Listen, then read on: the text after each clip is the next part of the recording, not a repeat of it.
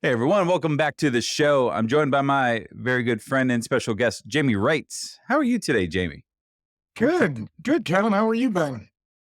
I am hanging in there. Uh, Yeah, Jamie, I think last time we saw each other was at that conference, Austin, awesome. Yeah, and I don't think I was expecting you to be there because I looked at the schedule. Didn't remember seeing your name, and then it was the evening of the big attendee yeah, barbecue. I was just casually walking back to my room, and I always like to walk past the bar. A lot of these conferences we do, you always walk past the bar because you never know who you're going to see. I stop usually at the bar, but yes, I Yeah, walk by. stop at the bar, and you never know who you're going to see. And I'm walking past the bar, and the Kalahari in Austin has a very nice bar. Yeah, Just like it's three of them. centrally located, Yeah, really yeah, nice. yeah, And I'm walking past, and there's Jamie Wright just sitting there working. I think you're working on your talk for yeah, the next day, yep, yep. Probably. or That sounds like a conference, Jamie thing to do. yeah. Yeah, that was a fun conference. That was my actual. I completed my Kalahari World Tour. Have you been on the Kalahari World Tour? I've done all of them except Wisconsin. Nice.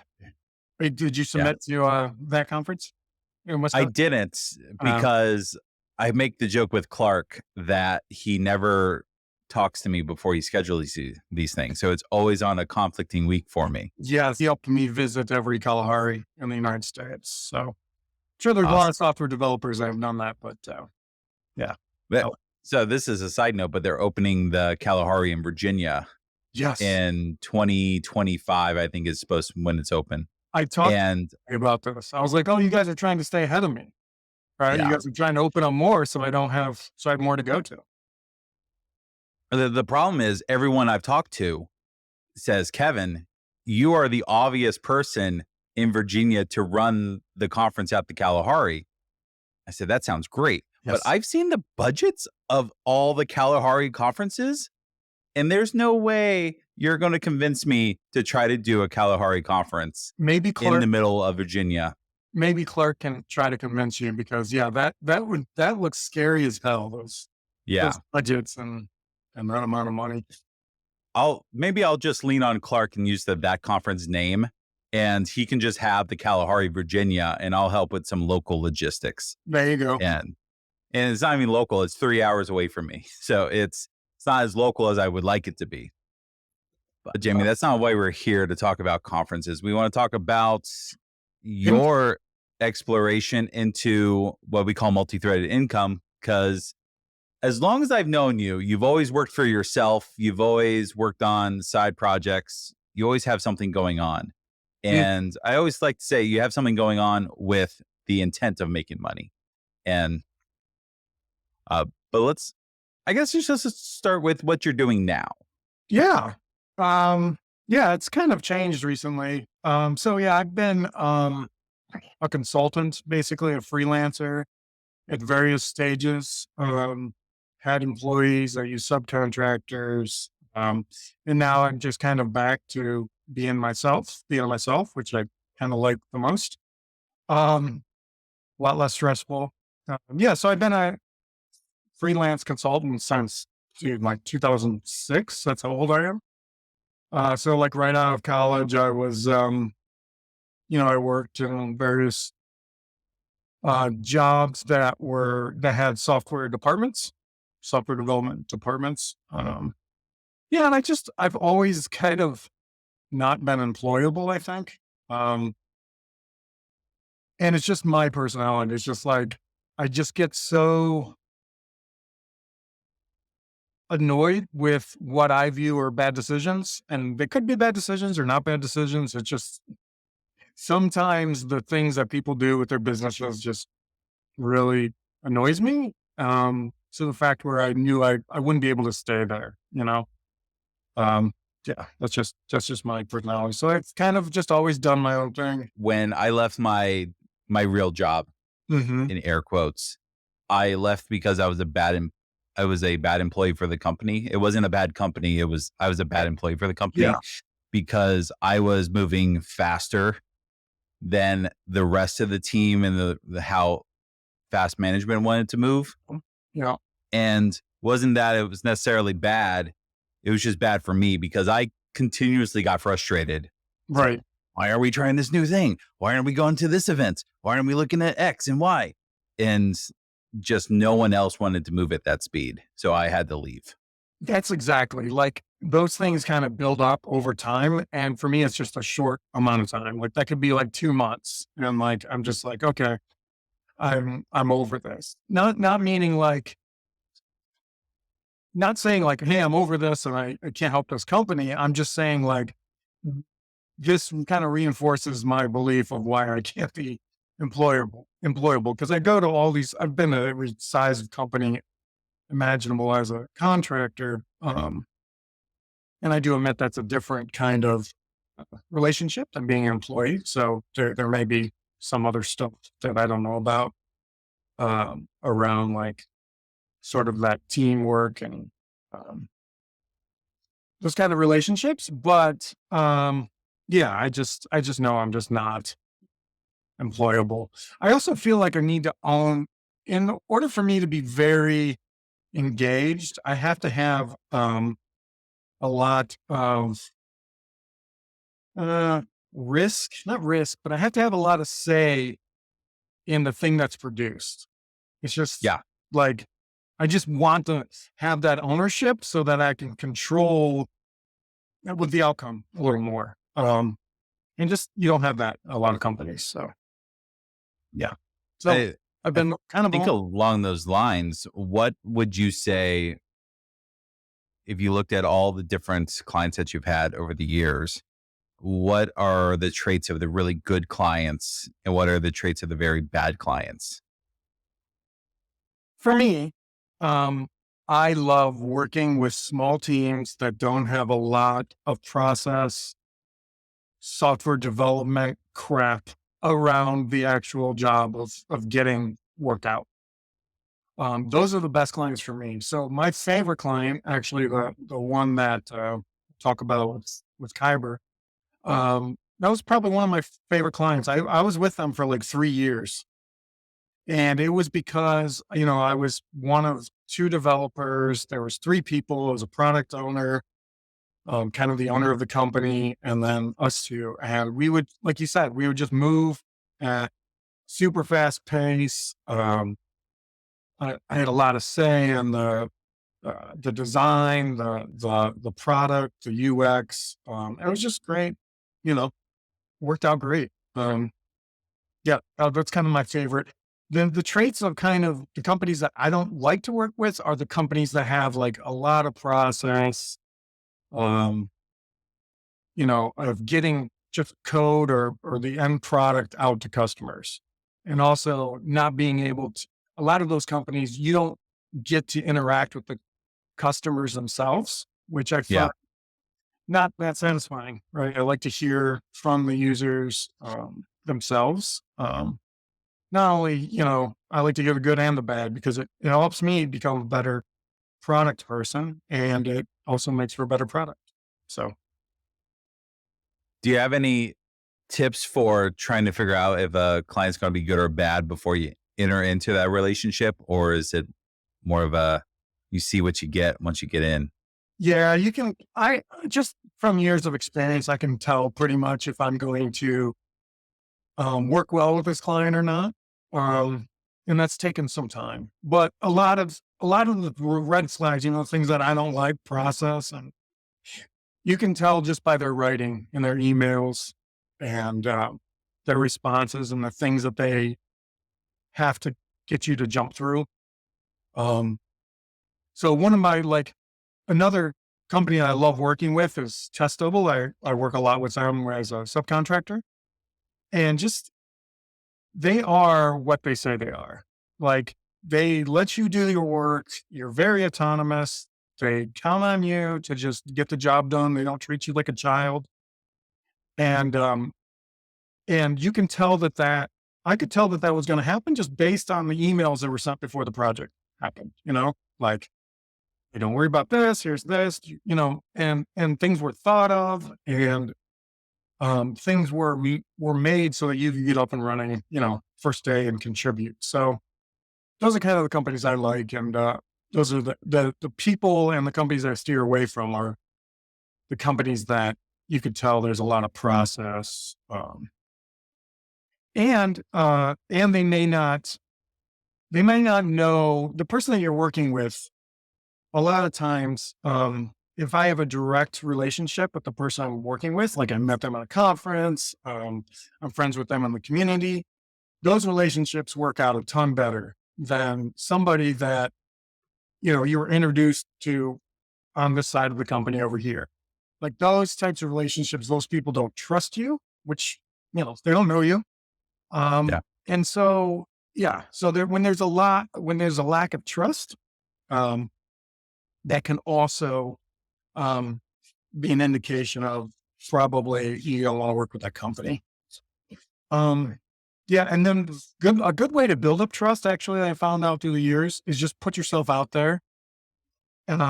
Whether it's videos, podcasting, writing, just showing your views and showing that you've been doing this for, a long time Yeah. really, really goes a long way in gaining trust and having a good working relationship with those customers.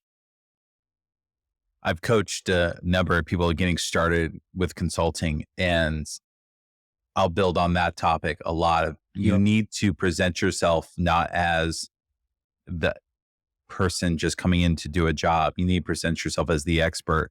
You are the experienced one. You're going to lead how this entire engagement's going to go. Don't let the other person do the guessing, because all they really want to do is pay you and get a result. You need to come in and say, I am the expert, put the hat on. And it's all about how you present yourself through just minor interactions. Uh, So and it helps so much. And you can usually tell it's a red flag if someone tries to override that with their own yes, processes. It's like, okay, this might not work out the way that I wanted to. 100%. I've told a lot of clients over the years, like, hey, you're overpaying me. Like if you just want me to grab tickets and do the stuff and not raise questions about architecture or UX or product or features, like you're just overpaying me. Just Yeah. pay somebody else that doesn't have that experience, or doesn't want to share that experience. So, yeah. So let's go a little bit more into who you're working for now, because I think there was a fun story to how you got to what you're doing at the moment. Yeah. So the other thing that we haven't really gotten into is over the years, I've um, dabbled into SaaS. And I use the word dabble um, on purpose because I've never really fully committed to kind of going all in on SaaS. Um, and so over the years, I've kind of dabbled in it. I've created several products um, over the years. And I guess around 2015 or so like that, kind of fell in love with like chatbots and chat. This was kind of before Slack, but like, remember Hubot and Mm-hmm. Campfire? That's kind of where I got my start from creating bots, chatbots. I just kind of fell in love with that. I actually started working on my own chat platform. I called it Funnel Cake. Uh, and that's when I heard of this little startup called Slack. And they were doing very similar stuff to what I was doing. Like my idea was to have a spot where you could add like apps and bots alongside your chat, which was kind of like an afterthought in Campfire. And obviously it was like a forethought in Slack. And Mm-hmm. so after I found out about Slack, I created a bot for Slack that allows you to do stand-up meetings inside Slack. And that was like the first bot that did that, by the way. Um, and anyway, got invited out to the Slack launch event when they did their app store. Really kind of fell in love with the community. People at Slack who are mostly no longer there, but yeah, just kind of fell in love with their community. And so I've kind of since then just kind of been all in on the chatbot, Slack bot sort of work. and developed, like I said, Tatsu. And then a client came along, and I described them, it was called Kyber, but I described them as kind of base camp inside Slack. So you can create messages, tasks, meetings inside Slack, and kind of coordinate all your work inside Slack. Like there's nothing outside of Slack. It's like all, which is kind of unique in the Slack world. Like a lot of them are services, they're web services that have like a Slack. So anyway, and like I mentioned, that was like a really good client. We worked together for 3 years. And they were a venture-backed company. And so they were pouring in like millions into this product. And they were getting up to like 40K, 50K a month in subscriptions. And that's a lot, for me, for one individual, but for a venture-backed company, it didn't really make sense. They were trying a lot of different things. And then, one of the developers left, went to Amazon. And so I was like the only developer on the thing for maybe a year. And I could kind of slowly see the interest weighing from them. And anyway, last year, 2023, they told me at the beginning of the year, they're like, hey, we're going to stop development. It's not really moving the needle. And I said, okay. And then, went on to other things. And then about 6 months later, they reached back out and said, hey, do you want this app? And I was like, and at first I was like, nah, I don't, cause I got my own tattoo thing going on here. And I started thinking about it. I was like, wait, what am I doing here? They have like all these customers. They kind of made their relationship with Slack a little sour, which caused some issues. So all of these, I noticed like these are kind of good issues to have because these are fixable things that I can fix. And so long story long, I took over the application at the beginning of the year. And it's kind of changed my direction of where I was going and all that kind of stuff. But that's kind of where I'm at right now with kind of the SaaS side of my business. So was it a full takeover? You just took over the entire product? No. So the way we worked it out is I didn't buy it or anything like that. I just got basically 33%. So there's there's the product owner, which, his name's Paolo. He's Italian. He's amazing. So between those three, and then we have levels of revenue. So once I get to certain revenue, my percentage goes up, their percentage goes down, and it goes to like, whatever those.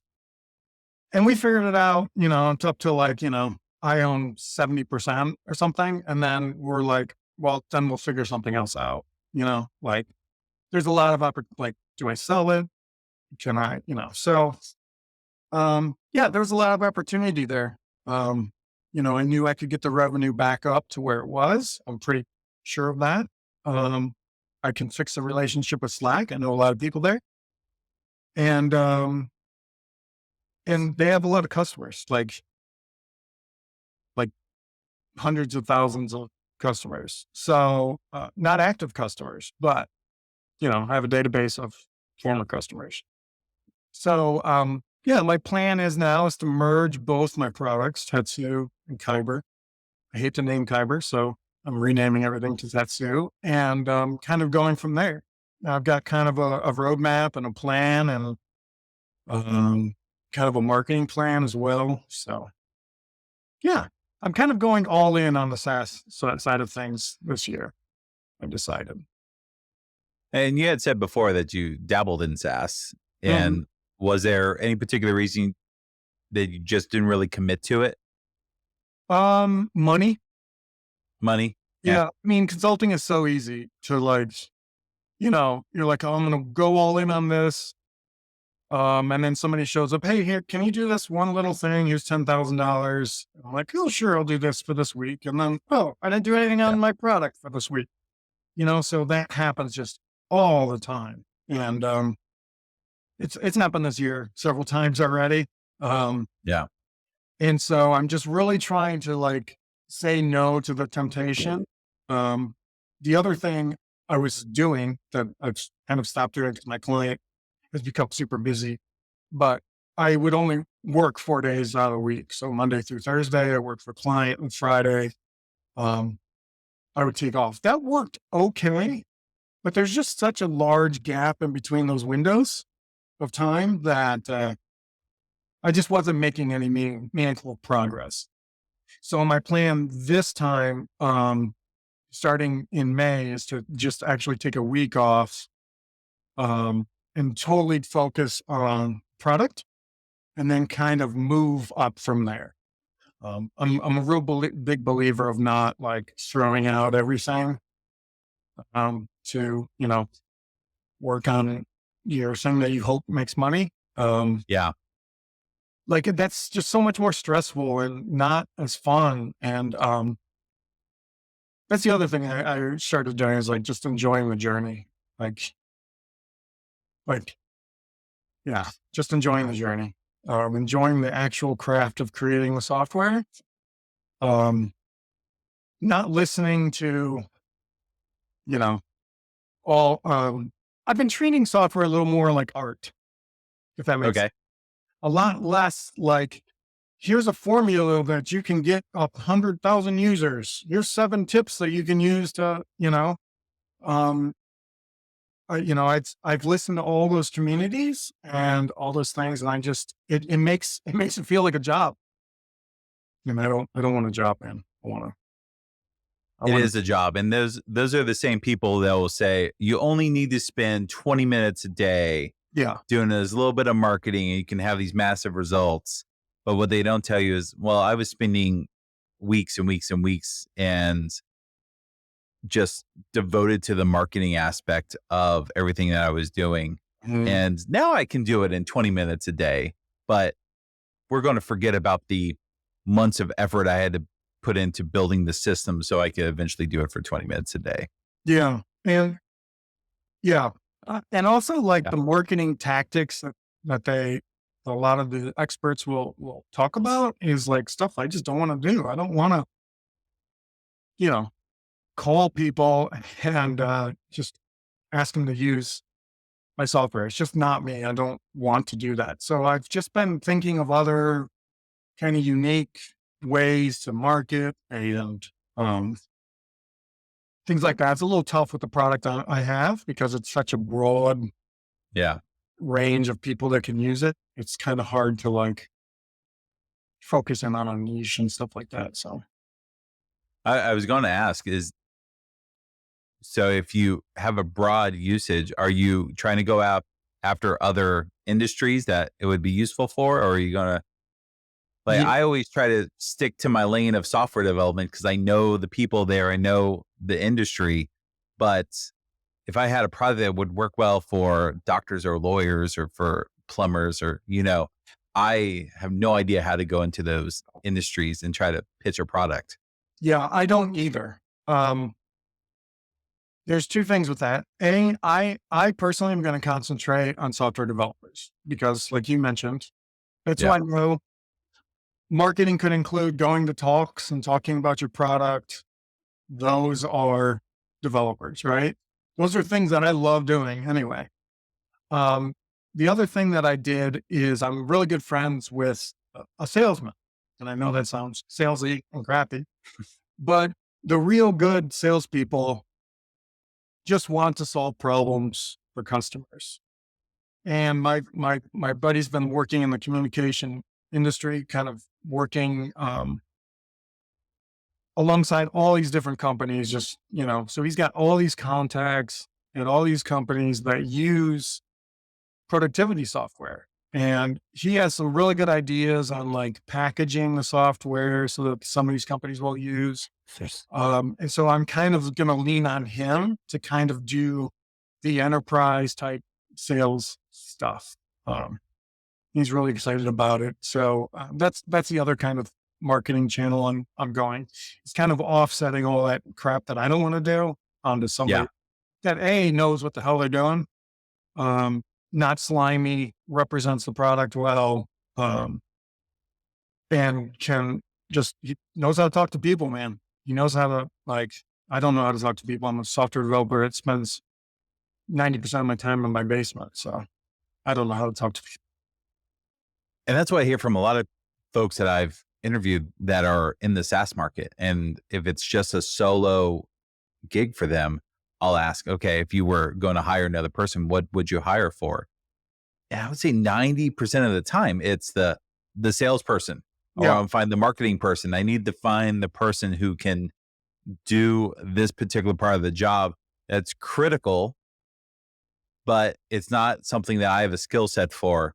So I'm willing to pay someone with this skill set to build the business Yeah. from that aspect. I think Also, that makes a ton of sense. like the salesman kind of hire is a really easy hire, in my Yeah. opinion. Like, you don't need to pay them a salary. You don't need to bring them on full time. They usually have their own stuff that they're doing and selling, and they work off commission. So it's kind of a win-win for everybody. Well, let's look back at some of your SaaS you've dabbled in. What projects have you worked on before? Maybe some notable, let's just, I don't like to use the word failures, but things that didn't work out that you were excited about, but eventually just had to kill. Yeah. The other thing, this is probably not the best thing to say in the income podcast. But I really don't do it. Like, I don't set out to do it for the money. I mostly set out to do it for the experience. So most of the products that I build and do are either because I want to learn something, whether it's code or language or architecture or something, or marketing or the industry. Those are kind of why I get into the products. The reason I'm pursuing the SaaS angle is to allow myself to give myself more freedom of time. So, because I don't want to create software my whole life, like, I just don't want to do it. Yeah. I have other interests. I want to create physical products. There's things I want to, I want to open like physical stores, like coffee shops. Like, there's just stuff I want to do that's outside of software. So the reason I want to go into SaaS is because I'm not selling my time for money, right? Obviously. Um, and so that's just some background on your failure statement is, they monetarily, the reason they were shut down is because I was spending money on them and they were not making money. But, my first product actually that I released was, something called Morale, which allowed you to create to-dos. This was like in 2006. This was in 2006 because I was just learning Ruby. And this is how I learned Ruby, was creating this Hmm. application.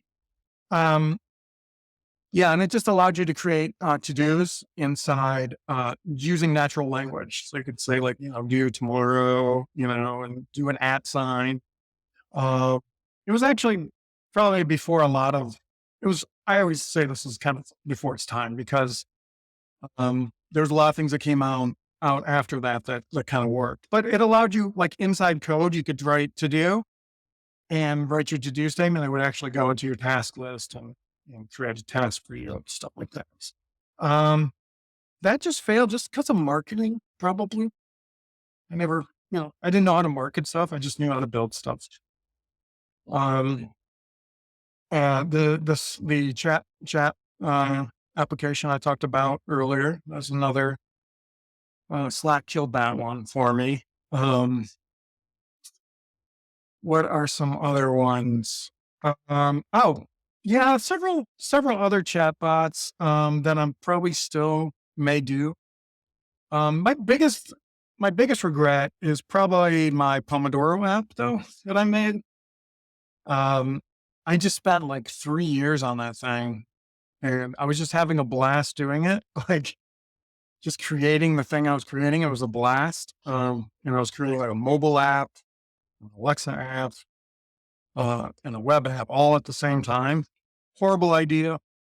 stupid idea for one person to do all that. But it was a lot of fun. That was chronic. That still may become a product someday, but you know, yeah, You get in with the productivity gurus and you sell to them, and then they resell for you, and then all of a sudden you have a 5-figure a month product, and then eventually a 6-figure a month product, yeah, and then more. yeah. Uh, There was actually an idea for that. The team behind, or an app that came out that's very similar to what Chronic was going to be, is Centered. I don't know if you've ever used Centered. Uh, mm-mm. it's like a Pomodoro app, but it also allows you to like connect with other people, so you can kind of co-work together. So you kind of keep each other on task. That was a big part of Chronic. So it still might be a I product. used I use Flow Club, um, Full club, exactly the same. Yep, yep. and it very much keeps me on task. And you have to come back and you have to report to the people that you're flowing with, and it's always a different group of people, and that kind of makes it exciting. I've met a couple regulars who I'm in different flows with, and it Yeah, helps me get stuff done tremendously.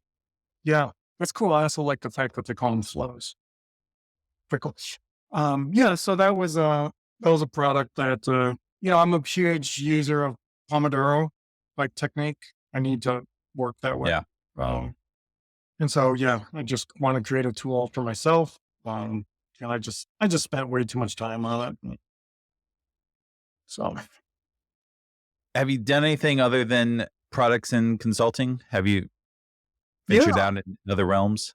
yeah, I've done so part of my consulting um back in like 2016, 2017, I started offering training. Actually it was before that because it was when, yeah, about 2015. Yeah, I started offering training classes, workshops. I did in-person workshops, and did an online workshop. And that was going to be a focus for a little while. Um, yeah, it was really successful. We held one in-person workshop um, in Toledo, and there was about 30 people that came to that. It was me and my other employee at the time. And we created the whole Rails workshop. We created a whole new app. Um, and people loved it. Actually, several people got jobs from that workshop, which was really exciting. And we tried to expand that into other areas. We liked the in-person, uh, the in-person workshop. Um, it felt like people grasped it and got it a lot more and were more uh, into it rather than the online ones. And so we tried to go into other cities like Ann Arbor and Detroit and Columbus, but not knowing the local community there, it was really hard to gain any sort of traction. So, but we did do like some day ones, like 1 day ones. It was really really good. Like the first class, we made like 10 grand, I think, off of that, which was like, I mean, if we would have repeated it, that would have been a really nice side of the business. We just never found a way to market that. So, I but was in the same camp a long time ago. I tried to probably around the same time frame. I tried to do in-person training, and you go into it with the ambition of, all right, I'm going to create this reusable workshop, and I'll go in 1, 2, 3 days. I'll deliver it, get in, get out, collect the cash, rinse, repeat.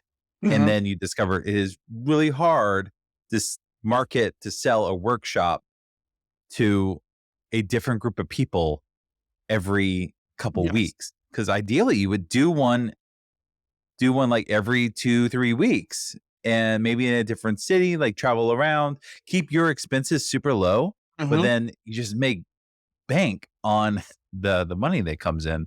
Yeah. And it's just so hard to do. I had to get out of it just because I couldn't devote the time to the marketing. Yes. The marketing was the issue.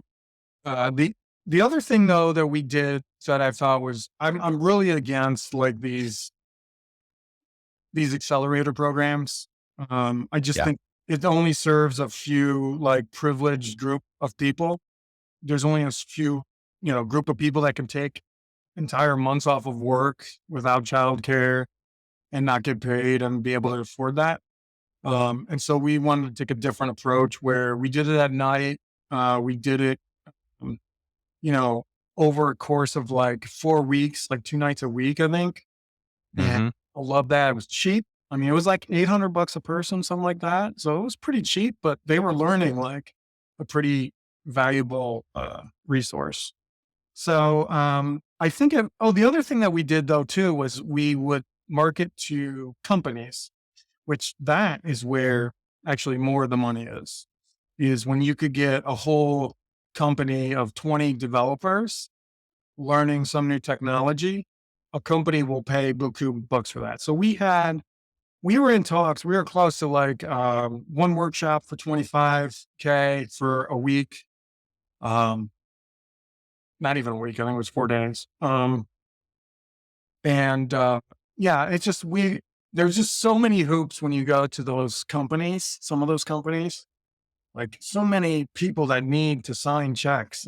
It was Yeah. just it wasn't worth. That would need like a full-time person to kind of sell that stuff. So yeah, we dabbled in training. I still do training, at conferences and things like that. So I still love training. I still love training people. I have an intern that I work with. So um, yep. So got into some training a little bit, and then the thing that actually allowed the training to happen in Toledo was we opened a co-working space. Me and two other people opened Toledo's first co-working space in 2013, 2012. Hmm. Yeah, we did a Kickstarter. Um, There's three of us. We started it, and then we signed a lease downtown Toledo for 3 years. We're like one of the only buildings or like new occupants in this one area, and now this area in downtown is like thriving. It's pretty cool. Not that saying that we did that, but I'm just saying like it was cool to kind of be part of that downtown stuff. Yeah, so the lease was signed for 3 years. So I think in 2018, yeah, no, 2015, geez. Yeah, 2015, 2016, I kind of got out, found a new partner because I want to concentrate again on SaaS and, Yeah. uh, and co-working. And I also found out that I hate co-working. It took me opening a co-working space to know that I hate co-working. And shout out, there's a person you should have on your podcast from Toledo. His name's Will Lucas. And Okay. he's into everything. He's done everything, but he's opened a new type of co-working space, but he's done it in a much better way, and it's more geared. It's more marketed as a entrepreneurial club, almost like a country club for entrepreneurs. Okay. And and it's like he's got like all these events, and he's got a jazz bar, he's got a coffee house in there now. Like he's doing it right. And yeah, if I were to do co-working again, it would be like that. Which is an idea that he got in bigger cities like New York and things like that. They don't have these, so you can charge much more higher fees for a country club of entrepreneurs than you can a co-working space. But it's Yeah. certain, And you not necessarily providing more, like yeah, it's positioned differently, which I yeah. think is all that matters, right? Yeah, and he's done it really, really nice. So that he got this big building in this other part of downtown that again was kind of, it was cheap. It was kind of the outskirts of downtown. Now they put in a whole new state park like right across the street. But um the way he did it, he bought this big building, and then he put in like a coffee shop, and he had a co-working area. And then a couple months later, 6 months later, he added like a jazz club. And then he added like a golf simulator. And then he added so now he's got all these like little, just like he's got a cigar bar in there. And so you can imagine doing all these things at once would be a hmm idea, costs a lot of money. You don't know if it's going to work. Costs would be skyrocketing in the beginning. So anyway, all that to say, like he's done that very, very well. You should have him on.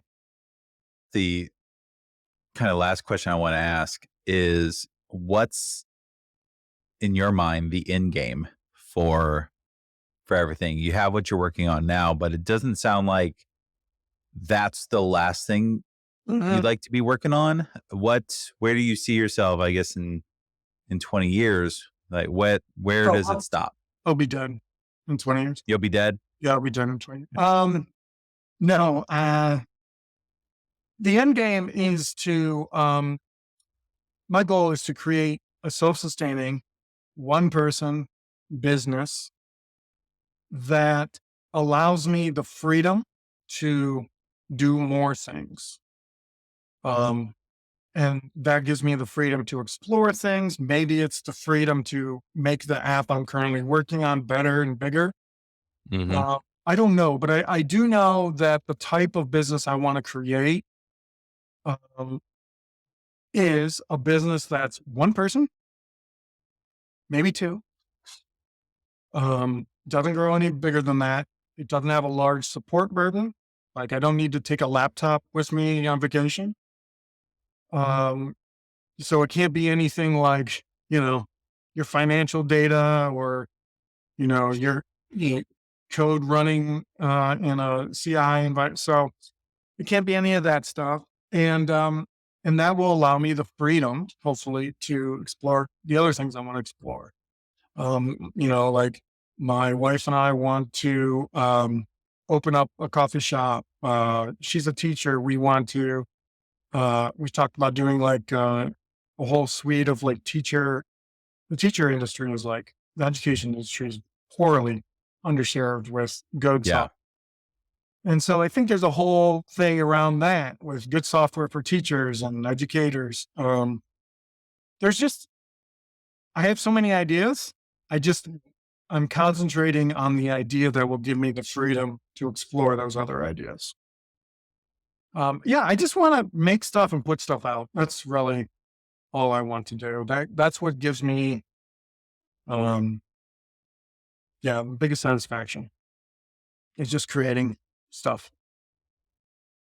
So it's just having the freedom to explore things that Yeah. possibly could make me money. I don't know, but I want to be able to, like, going back to this whole like software is art thing. Like I don't want to create a job. Like I don't want to, and that may be part of the reason why it's been so long for me on this journey is because I'm really enjoying the journey. Um, and at one point I got to buckle down and say, I got to get this out by, June or whatever. Yeah. Yeah, that's just, that's when like the consulting and the real world and the money stuff kind of comes into play. And that's kind of the thing I want to get rid of is I want to be able to work on cool stuff, fun stuff with the lifestyle I have now. I don't need anything else. I don't Yeah. want anything else. And just enjoy more time with family and friends and things like that. So And I see a parallel to what you were saying earlier about your dislike for accelerators, how they tend to give preference to the people who they have the money to sustain really, themselves. So they can go off and they can do this several week accelerator for no pay yeah, to build the skills to then go get a job doing something. The single person, the bootstrapped product group of us are kind of the same way. It's where we can't do the accelerators. We can't take the time off because we still have to feed our family. We still have to put the roof over our head. So we end up doing the consulting and all the other stuff on the side. And it takes us away from the real thing that we want to do. mhm, And I think that the place I want to be is I have friends who are the single owner SaaS companies who worked a tireless job for 10 years Yeah. and they put everything they had away in the bank. They put investments away. And now they're in a position where they say, all right, I'm going to take a chance on me and I'm going to take 6 months and just work on my thing. And if it works, it works. If it doesn't, the worst case scenario is I go back to a job. Um, it's, Yeah. it, I think that would be fun for those 6 months. Right. mhm. I even contemplating on doing that. And actually I've been trying to like take the summers off. Cause again, my wife's a teacher. It'd be awesome, amazing if I could take Yeah. June to beginning of August off. And I actually kind of sort of did that last year. And so, um, I don't think, yeah, I think that sounds amazing.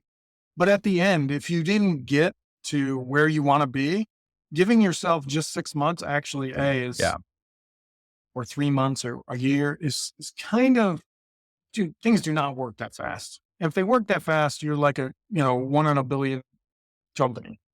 Um, A lot of cases, it's the products at maybe 75%. yeah, So the nights and weekends, and like, it really needs that full-time push, that marketing, that polish. And that's the type of work you can't do on nights and weekends. that's, It's we agree with it that. needs to be, every day of the week. And it makes a lot of sense to say, all right, if I'm going to give this product the best chance it has, I have to go all in on it. Yeah, And I think thankfully that half a dozen or so friends I know personally who have done that have seen success at various degrees. yeah. So there's I, something to be said, but I think to come back to the parallel, I wanted to say you have the people that try to bootstrap it and we still have to live within our means and we have to keep income coming through various ways. But then you have the people who get the venture capital and it's like, oh, here's a paycheck for nothing. And all right, just go off and work on your dream and you just sell off 30% of it or 40% of it or more. yeah, I'm also very against VC in most cases. Yeah. Well, the stakes change, right? Even if you get VC, like your stakes change.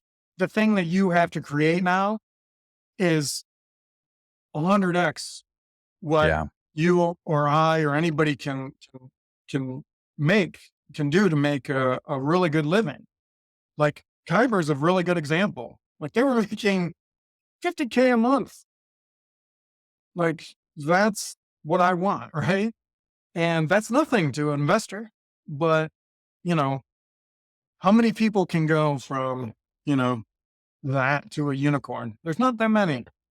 Um, yeah. So I'm anti VC as well, but going back to that little 6 month thing, like that's the position I'm in right now. Like I could use like 3 weeks Yeah. and the launch and everything that I have in my head would be amazing. So that is kind of one thing I'm trying to navigate with my client. I would love to say, hey, listen, guys, I'll be back in 4 weeks. I'll be back next month. Just give me this month off. And I think they would be open to it. It's just not a good time right now for that for my client. It's Yeah. just they're in the middle of a crazy launch and things like that. So You still want to be respectful of everyone's timelines and yeah, well, and then B, I mean, they're going to probably say no, yeah. and I like the idea of having something to fall back on. Not fall back on, but that, like, if I just said, okay, I'm gonna give myself 6 weeks and I don't know what's going to happen next. The thing that I'm working on would not take 6 weeks. It would take whatever. I would need a certain deadline, like saying Yeah. 4 weeks and you have to start this new thing, right? Whatever this new thing is that takes up, your time. You can't work on your thing that you're working on now unless unless it goes extremely well. That's kind of more in the situation I would love to be in, Yeah. Anyway. Well, Jamie, we've been rambling for almost an hour now, so I think it's about time we wrap things up. Cool. Any final words for anyone out there listening that wants to be just like Jamie when they grow up? Yeah, don't do that. Also, just try stuff, create stuff, and don't listen to quote unquote the experts. Like, don't listen to Kevin. No, No. what I mean Well, by I'm not an expert, so definitely don't listen to me. what I mean by that is there's a lot of these in our industry. A lot of people go out and have one successful product, and they'll come back and they'll start like, a thing to help other developers. And they always have like these, tips. You got to do this. You got to do that. You got to do this. Don't listen to any of that, man. Like Yeah. these people that just have one successful product, they believe, a lot of them, that you can just cookie cutter that. And that's how, bada bing, bada boom, you get money. Nobody knows the rules, man. Nobody knows the rules. Everybody tries stuff that's out of the box. And then when it's not out of the box, then it becomes mainstream. So just try stuff and have fun with it. That's my main, and the money will come. If you're diligent enough and you keep working on the thing and you're passionate about it, the money's going to come. As long as you're having fun. Nothing else we can say after that. Jamie, thanks so much for hanging out with us today. And everyone else, thanks for listening to the Multithreaded Income Podcast. We'll see you again next time. Thank you. Thanks for having me. You've been listening to the Multithreaded Income Podcast. I really hope that this podcast has been useful for you. If it has, please take a moment to leave a review wherever you get your podcast from. And don't forget, the conversation doesn't stop here. Join us on our Discord at mti.to/Discord. I've been your host, Kevin Griffin, and we'll see you next week. Cha-ching!